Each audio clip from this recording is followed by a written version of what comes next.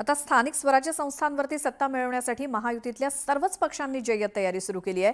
कुठे युती, कुठे स्वबळ, तर कुठे मैत्रीपूर्ण लढत होईल असं म्हणत सत्ताधारी नेत्यांनी एकमेकांविरोधात दंड थोपटलेत।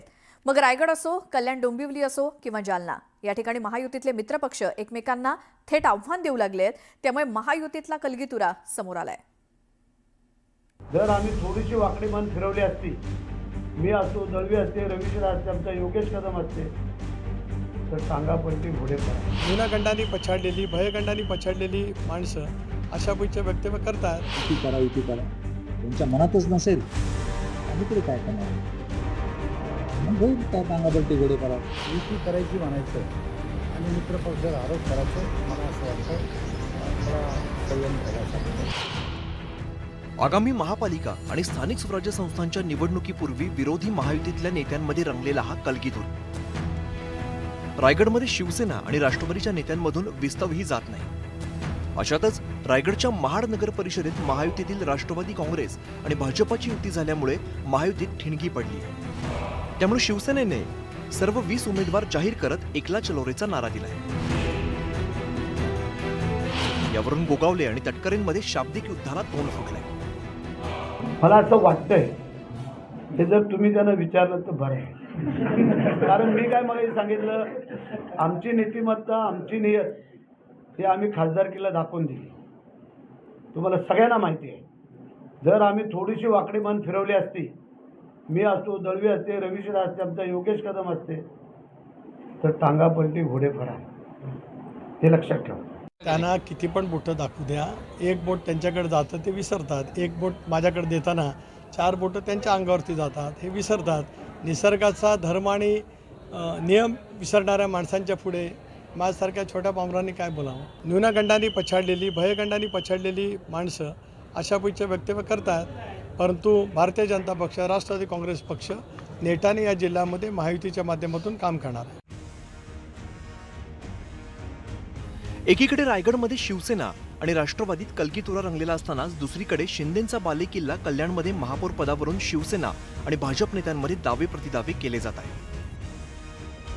ते कोणी काही बोलू द्या, मी महायुतीचा कार्यकर्ता आहे।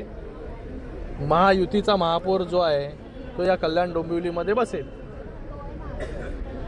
तुमचं मत एक आहे, परंतु कार्यकर्ते आहेत ते आपसात भांडतात। अरे बाबा, इथे लोक जे आहेत ही लोक जनता जनार्दन आहे ना ठरवायला की महापौर कोणाचा बसणार। तो मी बोलून, महेश बोलून, निलेश बोलून किंवा कोणी बोलून 1,01% होणार महापौर, हे असं थोडी होतं।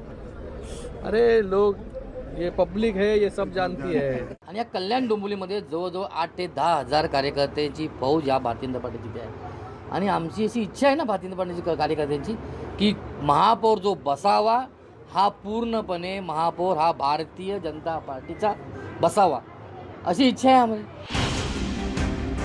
रायगड आणि कल्याणमध्येच नव्हे तर जालन्यातील महापालिका निवडणुकीवरून महायुतीच्या नेत्यांमध्ये खणाखणी सुरू आहे। शिवसेना आमदार अर्जुन खोतकर आणि भाजप नेते रावसाहेब दानवेंमध्ये वार पलटवार सुरू झाले।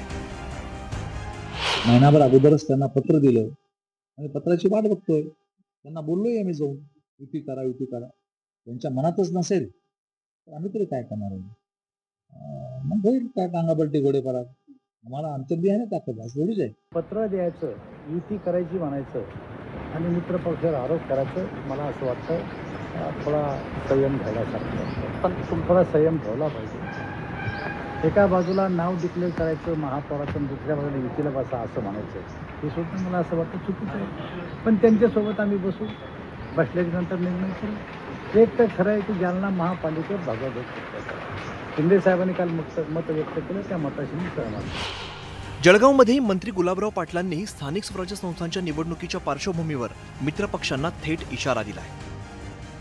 आम्ही त्यांना सांगितलं की सन्मानाने महायुती होत असेल तर आमची कुठेच आडकाठी नाही, पण सन्मानाने होत नसेल तर आमची जेवढी ताकद आहे त्या ताकदीच्या भरोश्यावर आम्ही लढायला तयार आहोत।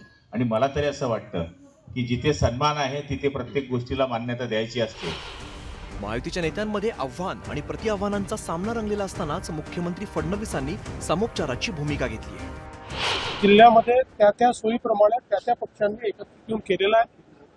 जिथे महायुती शक्य तिथे महायुती झालेली आहे, कुठे 2 पक्षांची युती झालेली आहे।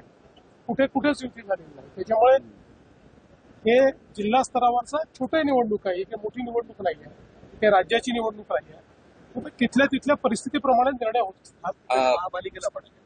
महापालिकेमध्ये वेगळा निकष होतो. याचं कारण महापालिका ही मोठी शहर आहे, त्याच्यामुळे त्या ठिकाणी जिथे शक्य आहे तिथे आमची युती होणार. स्थानिक स्वराज्य संस्थांच्या निवडणुका या कार्यकर्त्यांच्या म्हणून ओळखल्या जातात. प्रत्येक पक्षाच्या कार्यकर्त्यांना आपण निवडणूक लढवावी अशी इच्छा असते. या पार्श्वभूमीवरती एकमेकांना आव्हान प्रतिआव्हान दिलं जात आहे. या पार्श्वभूमीवरती महायुतीत कोणतीही टोकाची कटुता न येता मध्यम मार्ग काढण्याचं मोठं आव्हान महायुतीच्या वरिष्ठ नेत्यांसमोर असणार आहे. नरेश बोबाटेसह ब्युरो रिपोर्ट, न्यूज 18 लोकमत.